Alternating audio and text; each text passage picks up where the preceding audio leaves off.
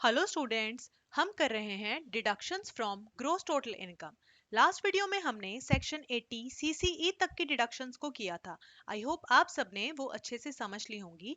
आज हम करेंगे आगे की डिडक्शंस को, तो चलिए शुरू करते हैं आज का टॉपिक। देखिए बच्चों, सबसे पहले आज हम पढ़ेंगे डिडक्शन अंडर सेक्शन 80D। ये सेक्शन जुड़ा हुआ है मेडिकल इंश्योरेंस प्रीमियम से। जैसे कि अगर किसी ने मेडिकल इंश्योरेंस पॉलिसी ली हुई है तो उस पॉलिसी पे वो जो प्रीमियम पे करते हैं उसकी डिडक्शन वो क्लेम कर सकते हैं अंडर सेक्शन 80D। लेकिन यहाँ पे ये जरूरी है कि जिस भी किसी कंपनी की मेडिकल इंश्योरेंस पॉलिसी ली गई है वो सेंट्रल गवर्नमेंट से या आईआरडीए से अप्रूव होनी चाहिए। आईआरडीए क्या है? Insurance regulatory and development authority. और ये जो सेक्शन 80D है ना, इसका बेनिफिट इंडिविजुअल और एचयूएफ दोनों के लिए ही रहता है, लेकिन हम इसे इंडिविजुअल के पर्सपेक्टिव से ही डिस्कस करेंगे। देखिए बच्चों, मैंने यहाँ पे एक टेबल बनाई है आपको ये डिडक्शन समझाने के लिए। इस टेबल में 3 केसेस हैं। ठीक है, वन बाय वन समझेंगे। देखो, ये जो पॉलिसी है ये एक पर्सन अपने लिए, अपने स्पाउस के लिए और अपने बच्चों के लिए और अपने पेरेंट्स के लिए भी ले सकते हैं। ठीक है, देखो, अगर किसी ने ये मेडिकल इंश्योरेंस पॉलिसी अपने लिए और अपनी फैमिली यानी कि अपने स्पाउस और अपने बच्चों के लिए ली हुई है और उस पे वो जो प्रीमियम पे करते हैं उस प्रीमियम के नाम की वो मैक्सिमम 25,000 रुपीज की डिडक्शन क्लेम कर सकते हैं। जैसे कि मान लीजिए अगर कोई प्रीमियम पे कर रहा है 23,000 रुपीज का और मैक्सिमम लिमिट कितने की है? 25,000 की, विच एवर इज लेस 23। तो कितने की डिडक्शन क्लेम कर सकते हैं वो मेडिकल इंश्योरेंस प्रीमियम के नाम की? 23,000 की। और अगर किसी ने ये जो मेडिकल इंश्योरेंस पॉलिसी है वो अपने पेरेंट्स के लिए भी ली हुई है, ठीक है, तो वो जो प्रीमियम पे कर रहे हैं पेरेंट्स की पॉलिसी के ऊपर, तो वो 25,000 की एडिशनल डिडक्शन, मैक्सिमम 25,000 रुपीज की एडिशनल डिडक्शन क्लेम कर सकते हैं अंडर सेक्शन 80D। और ये 25,000 तभी रहेगा अगर पेरेंट्स सीनियर सिटीजन नहीं है। यानी कि केस वन में मैक्सिमम बेनिफिट जो मिल रहा है वो कितने का हो गया? 50,000 रुपीज का। अब केस टू पे देखो। केस टू में जो सेल्फ और फैमिली का सिचुएशन है वो तो सेम ही है। कितनी लिमिट है? मैक्सिमम 25,000 रुपीज की।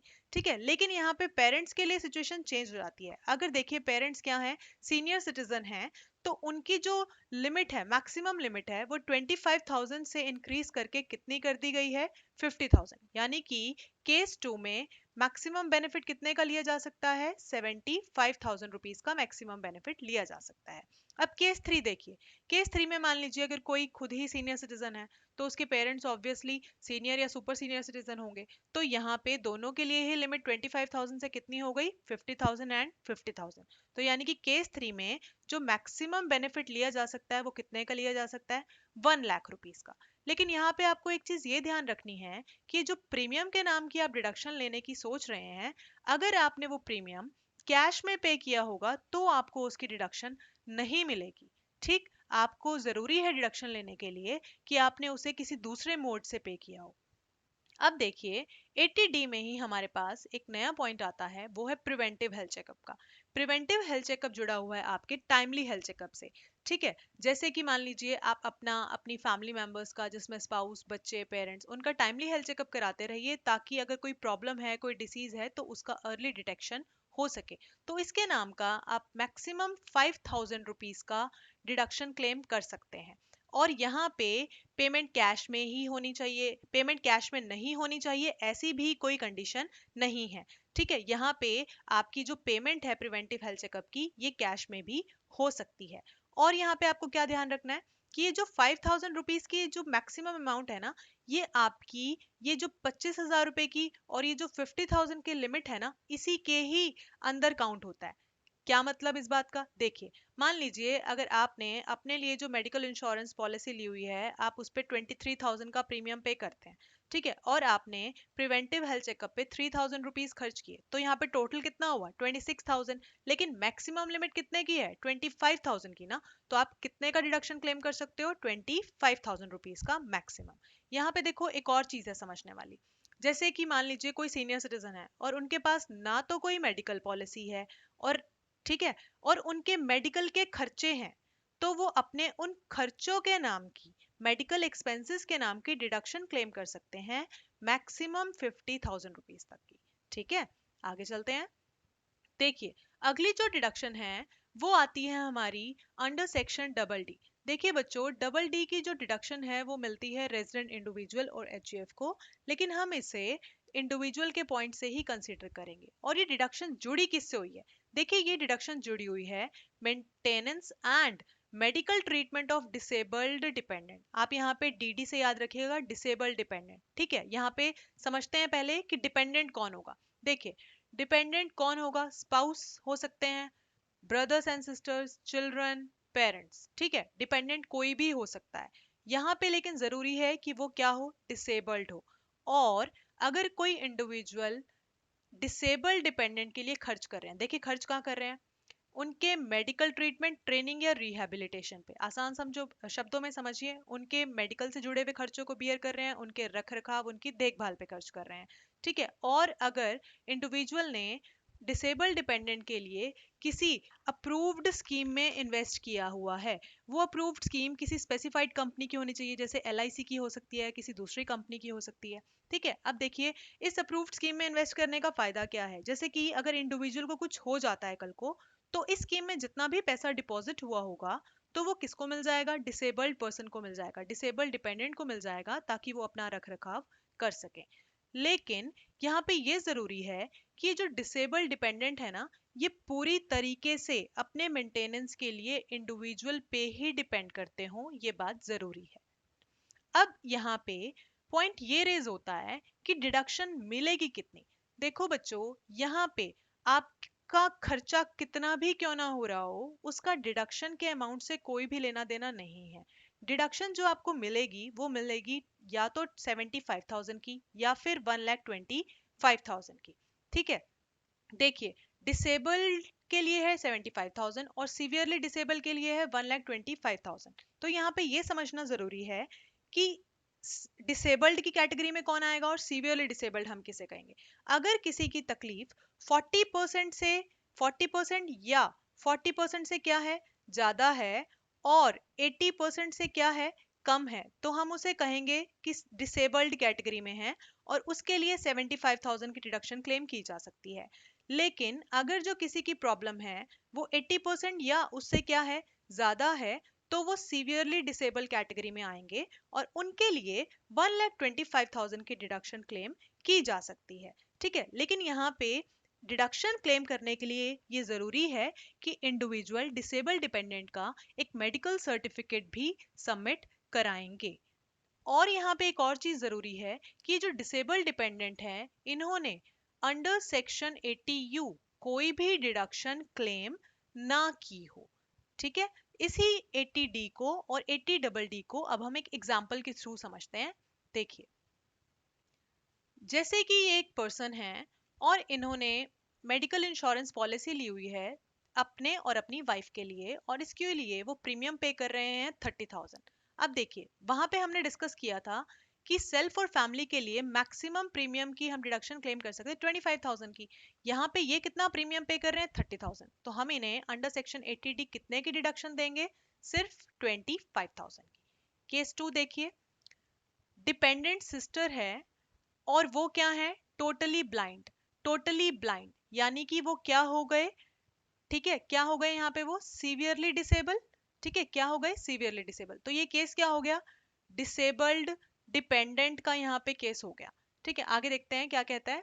यहाँ पे कहते हैं कि इन्होंने इसके मेडिकल ट्रीटमेंट पे 50,000 रुपीज खर्च किए हैं। तो अभी हमने क्या डिस्कस किया कि अमाउंट जितना आप पे कर रहे हो उससे कोई भी लेना देना नहीं है। अगर कोई डिसेबल है तो आप 75,000 की डिडक्शन क्लेम कर सकते हो, और अगर कोई सीवियरली डिसेबल है तो आप 1,25,000 की डिडक्शन क्लेम कर सकते हो। तो यहाँ पे आप कितने की डिडक्शन क्लेम करोगे? अंडर सेक्शन 80DD यहाँ पे आप क्लेम कर सकते हो 1,25,000 की, क्योंकि जो सिस्टर है वो टोटली ब्लाइंड है, और वो केस किस में आएगा? सीवियरली डिसेबल्ड कैटेगरी में आएगा। अब देखिए केस नंबर 3। यहाँ पे हमने अंडर सेक्शन 80D डिस्कस किया था कि मान लीजिए अगर कोई सीनियर सिटीजन है और उनके पास कोई मेडिकल पॉलिसी नहीं है, तो भी वो डिडक्शन क्लेम कर सकते हैं। तो देखिए ये पॉइंट उसी से ही रिलेटेड है। देखिए यहाँ पे है कि फादर हैं जिनकी एज कितनी है? 65, 60, उनकी एज कितनी है? 65, और उनके मेडिकल ट्रीटमेंट पे 20,000 रुपीज खर्च किए हैं, और इनकी कोई भी मेडिकल पॉलिसी नहीं है। तो जैसा कि हमने सेक्शन 80D में डिस्कस किया था कि मैक्सिमम 50,000 का जो बिल है वो डिडक्टिबल है, इनका कितना था 20,000 का, तो विच एवर इज लेस 20,000, तो 80D में कितने की डिडक्शन यहाँ पे क्लेम की जा सकती है 20,000 रुपीज की। आगे चलते हैं। अब हम करेंगे सेक्शन 80U। देखिए बच्चों, ये जो सेक्शन 80U है ये है ही डिसेबल्ड पर्सन के लिए, और जो है इंडिविजुअल रेजिडेंट। देखिए कोई भी पर्सन जो डिसेबल है वो डिडक्शन क्लेम कर सकते हैं अंडर सेक्शन 80U। अगर वो डिसेबल्ड कैटेगरी में आते हैं तो वो डिडक्शन क्लेम कर सकते हैं 75,000 रुपीज की, और अगर वो सीवियरली डिसेबल्ड हैं तो वो डिडक्शन क्लेम कर सकते हैं 1,25,000 रुपीज की। मैंने आपको बताया था अभी कि डिसेबल और सीवियरली डिसेबल का क्या क्राइटेरिया है। ठीक है, अब देखो आगे, यहाँ पे एक एग्जांपल लिया है जैसा अभी बताया भी कि अगर कोई कंप्लीटली ब्लाइंड है तो उनकी प्रॉब्लम किस कैटेगरी में आएगी, सीवियरली डिसेबल, और वो कितने की डिडक्शन क्लेम कर सकते हैं अपनी जीटीआई में से 1,25,000 रुपीज की। ठीक, आगे चलते हैं। अब ये जो डिडक्शन है ये हमारी आज की लास्ट डिडक्शन है। ये है आती है अंडर सेक्शन 80 डीडीबी, और ये जुड़ा हुआ है amount paid for medical treatment. Medical treatment किसका, कुछ स्पेसिफाइड डिसीजेस का। स्पेसिफाइड डिसीजेस जैसे कैंसर, एड, न्यूरोलॉजिकल डिसीजेस। ये जो डिडक्शन का बेनिफिट मिलता है ये रेजिडेंट इंडिविजुअल और एचयूएफ दोनों के लिए ही है, लेकिन हम इसे इंडिविजुअल के लिए ही डिस्कस करेंगे।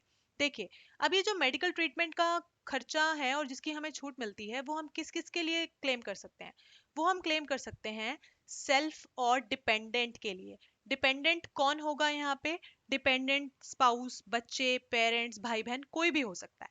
ठीक है, अब देखिए छूट कितने की लेंगे।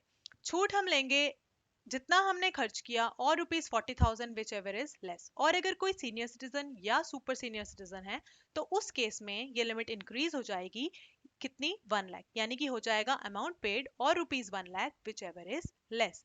लेकिन यहाँ पे आपको ध्यान क्या रखना है, मान लीजिए अगर किसी ने कोई इंश्योरेंस, मेडिकल इंश्योरेंस पॉलिसी ली हुई है, तो उसको अपने इस स्पेसिफाइड डिसीजेस के नाम का या मेडिकल ट्रीटमेंट के नाम का वहां से पैसा मिल जाएगा, या फिर हो सकता है उसको वो पैसा मेडिकल ट्रीटमेंट के नाम का एम्प्लॉयर से रीइंबर्स हो जाए। तो जितनी भी डिडक्शन वो पर्सन क्लेम करना चाह रहा है, ठीक है, तो जितना पैसा उसको उसके एम्प्लॉयर या इंश्योरेंस कंपनी से मिला होगा वहां पे वो डिडक्शन उतने पैसे से क्या हो जाएगी, रिड्यूस हो जाएगी। ठीक है, देखो यहाँ पे लिखा भी क्या हुआ है, deduction will be reduced by the amount received from insurer और रीइंबर्स्ड बाय एम्प्लॉयर। फॉर एग्जाम्पल, मैंने अपने मेडिकल ट्रीटमेंट के लिए कितने पैसे खर्च किए हैं, 50,000 रुपीज खर्च किए। ठीक है, और देखिए यहाँ पे कोई सीनियर सुपर सीनियर सिटीजन नहीं है, और यहाँ पे मैक्सिमम लिमिट कितने की है, 40,000 की, विच एवर इज लेस 40,000 की छूट मिलेगी। लेकिन अब यहाँ पे आगे पॉइंट आता है कि किस उस पर्सन को इंश्योरेंस कंपनी से 20,000 रुपीज क्या हो गए, मिल गए, या एम्प्लॉयर से रीइंबर्स हो गए। ठीक है, तो अब उसे मैक्सिमम कितने की डिडक्शन मिल सकती है अंडर सेक्शन 80 डीडीबी, सिर्फ 20,000 रुपीज की। ओके, ये थी हमारी आज की डिडक्शंस। आने वाली डिडक्शंस हम करेंगे आने वाली वीडियो में। तब तक आप अपने घर में रहिए, सुरक्षित रहिए, अपना बहुत अच्छे से ध्यान रखिए। God bless you all. Thank you.